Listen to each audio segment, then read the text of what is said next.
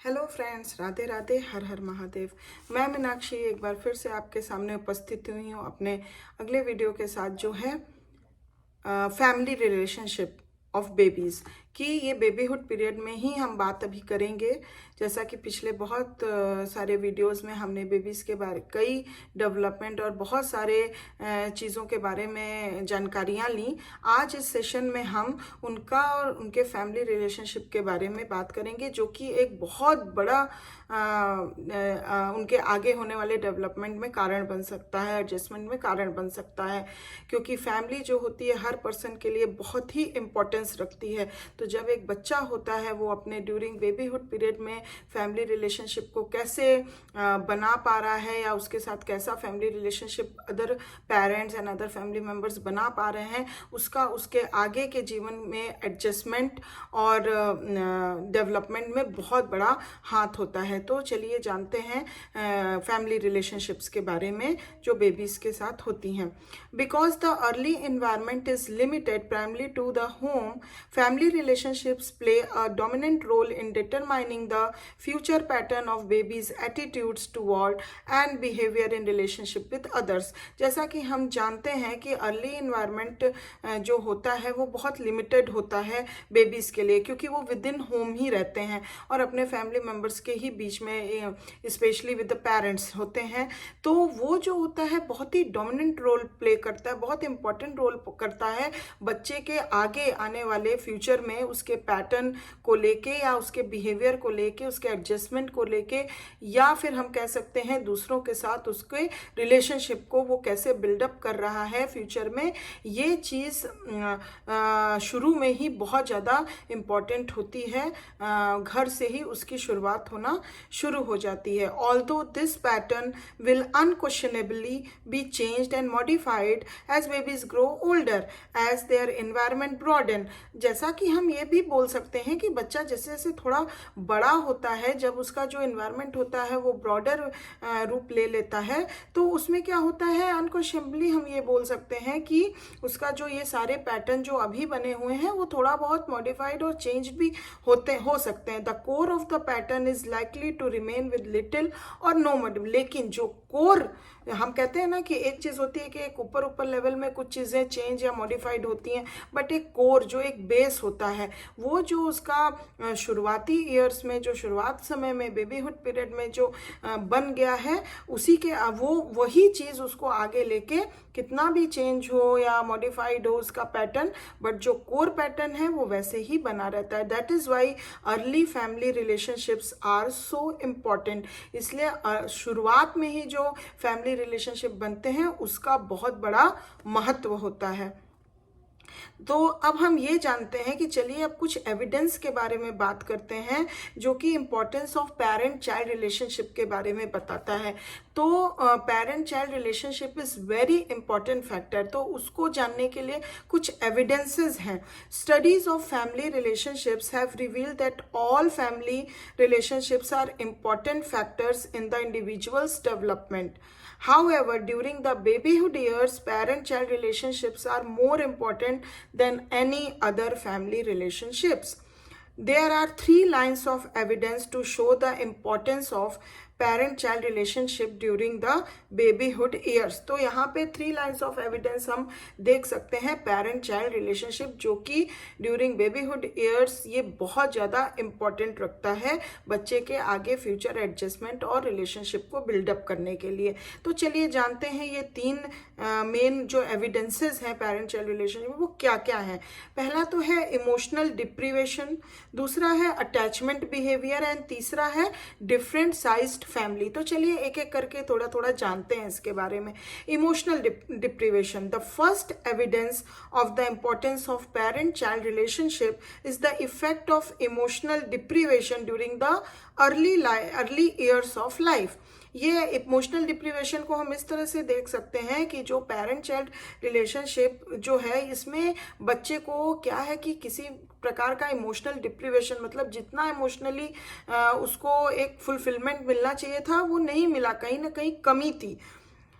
उसके शुरुआती जीवन के शुरुआती समय में बेबीज हु आर इंस्टीट्यूट, जैसे कैसे जब उसको किसी इंस्टीट्यूशन में डाल दिया जाता है, इंस्टीट्यूशनाइज्ड कर दिया जाता है, and thus deprived of normal opportunities to express their love और to be loved by others, become quiet, listless and unresponsive to the smiles and attempts to show affection on the part of others. तो जब बच्चा institutionalised कर दिया जाता है तो कहीं ना कहीं जो उसकी अपॉर्चुनिटी होती है कि वो दूसरों को प्यार दे सके और दूसरों से भरपूर प्यार पा सके, तो कहीं ना कहीं उस चीज़ का डिप्रीवेशन हो जाता है, जो कि जब जब आगे आने वाले समय में उसका जो होता है इमोशंस को लेके एकदम अनरिस्पॉन्सिव बिहेवियर होता है। अगर कोई उसके ऊपर उसको देख के स्माइल करता है तो वो अनरिस्पॉन्सिव होता है and show no affection on the part of others.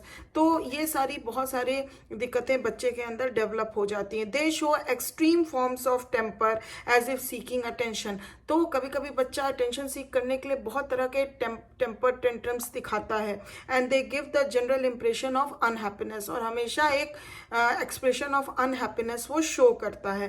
Babies who are neglected और rejected by their parents because they are unwanted or fail to come up to the parental expectation experience the same effects as do those who are institutionalized। तो जो बच्चे rejected और जो बच्चे neglected child जिसको बोलते हैं, या वो बच्चे जो अपने पेरेंटल एक्सपेक्टेशंस को फुलफिल नहीं कर पाते हैं, तो इस कारण से जो मतलब पेरेंट्स का भी उनके प्रति मतलब बहुत ज़्यादा फोकस नहीं होता है क्योंकि वो निगलेक्ट किए जाते हैं, तो उनका भी वही सेम इफेक्ट होता है जो कि उन बच्चों का होता है जिनको इंस्टीट्यूशन में डाल दिया जाता है बहुत ही शुरुआती समय में। It is not the environment in which they live that is responsible for the effects on their personalities and behavior, but the treatment they receive in the environment, mainly the treatment they receive from their mothers। ये सिर्फ ये environment पे depend नहीं करता है कि उसको कैसा environment दिया गया, बल्कि ये भी बहुत बड़ा हाथ होता है कि उसको ट्रीटमेंट कैसा दिया गया, जिस environment में वो रह रहा है, स्पेशली पेरेंट्स, स्पेशली उसमें भी मदर्स के द्वारा उसको कितना लव मिल रहा है, कितना अफेक्शन मिल रहा है। हाँ, तो ये सारी चीज़ें उसको कैसे ट्रीट किया जा रहा है, ये सारी चीज़ें भी इक्वली इम्पॉर्टेंट है कि बच्चा आगे चल के किस तरह से अपना रिलेशनशिप डेवलप कर पाएगा या एडजस्ट कर पाएगा। नाउ नेक्स्ट एविडेंस की अगर हम बात करें पेरेंट चाइल्ड रिलेशनशिप में, तो that is attachment behaviour. A second line of evidence of the importance of parent child relationships is the presence और एब्सेंस ऑफ अटैचमेंट बिहेवियर। तो अब ये अटैचमेंट बिहेवियर होता क्या है? Attachment behaviour means a close, warm and satisfying relationship of the baby with the mother और a mother substitute. तो ये अटैचमेंट बिहेवियर जो होता है वो बहुत ही, उसका मतलब होता है बहुत ही क्लोज, वार्म और सेटिस्फाइंग रिलेशनशिप जो बच्चा अपनी माँ के साथ बनाता है या फिर मदर सब्स्टिट्यूट के साथ बनाता है। All babies need during the first 9 or 12 months of life the continuous care of one person, usually the mother or a satisfying mother substitute। अगर देखा जाए तो शुरुआती जो 9 से लेके 12 महीने तक का समय होता है, जब तक कि 9 से 12 1 साल तक का बच्चा, 9 महीने से 1 साल तक का बच्चा नहीं हो जाता है, तो उसको कंटिन्यूअस एक आदमी का तो केयर बहुत ज़्यादा इम्पोर्टेंट होता है, स्पेशली मदर का, और या फिर वो कोई ऐसे पर्सन का जो मदर का सब्स्टिट्यूट बन सके, उतना ही सेटिस्फेक्शन दे सके। Such care not only makes them feel secure but shows them the satisfaction they can derive from a close personal relationship with another person. This lays the foundation for a desire to friendly relationship with people outside the home as well as with family members other than the mother or mother substitute। ये बच्चे के अंदर एक security develop करता है और उसके अंदर ये फीलिंग डेवलप करता है कि उसको दूसरों के साथ भी बहुत अच्छा रिलेशनशिप बनाना है, फ्रेंडली रहना है। हाँ, और साथ ही साथ मदर या मदर सब्स्टिट्यूट के अलावा अदर फैमिली मेम्बर्स के साथ भी उसको अपना रिलेशनशिप बहुत अच्छा मेंटेन करता है। तो ये एक डिज़ायर डेवलप होती है अगर उसको समय अनुसार मदर से वो लव, अफेक्शन और वो केयर मिली हो। How important attachment behaviour in babyhood is to the baby's development has been emphasized by the effects of lack of it। When babies are unable for one reason or another to establish a close emotional tie to another person, they experience much the same effects as do babies who suffer from emotional deprivation. In addition, they fail to discover the pleasure and security they can derive from close personal relationships with others, and this affects their motivation to try to establish relationship with their peers as they grow older. तो आप देख सकते हैं इस तरह से बच्चे पे कई स्टेज में और कई तरह का आगे चल के भी बहुत सारी दिक्कतों का सामना उसको करना पड़ता है, और उसका एक मोटिवेशन जो होता है वही जैसे जैसे वो बड़ा होता है तो एक मोटिवेशन लेवल भी उसका डाउन हो जाता है, अगर उसको इस तरह से केयर और अफेक्शन नहीं मिला हो, अटैचमेंट नहीं मिला हो। नेक्स्ट लास्ट जो एविडेंस हम देख सकते हैं तीसरा, वो है different sized families. The third evidence of the importance of parent-child relationship is the effect of different-sized families on the early development of babies. Babies from large families in which the children are closely spaced have fewer direct contacts with their mothers. अगर हम large family की बात करें तो वहाँ पे बहुत कम ही डायरेक्ट कंटैक्ट मदर के साथ बच्चे का होता है। Who are preoccupied with other responsibilities, क्योंकि माँ जो होती है वो अदर रिस्पॉन्सिबिलिटीज़ में बहुत ज़्यादा प्री ऑक्यूपाइड होती है, तो अपने बच्चे के साथ अच्छा और वैल्यू टाइम नहीं बिता पाती है। As a result they suffer from some of the usual effects of maternal deprivation. तो यहाँ पे मैटरनल डिप्रीवेशन बच्चा झेलता है, क्योंकि माँ का समय उसको मिल ही नहीं पाता है, माँ का वो प्यार, वो अफेक्शन, वो स्पेस उसको मिल ही नहीं पाता है, तो वहाँ पे मैटरनल डिप्रीवेशन होता है। Not only lack of opportunities for emotional attachment but also lack of maternal attention and stimulation. सिर्फ वहाँ पे इमोशनल अटैचमेंट का ही डिप्रीवेशन बच्चा नहीं झेलता है, वहाँ पे मैटरनल अटेंशन और स्टिमुलेशन भी वो डिप्राइव्ड हो जाता है।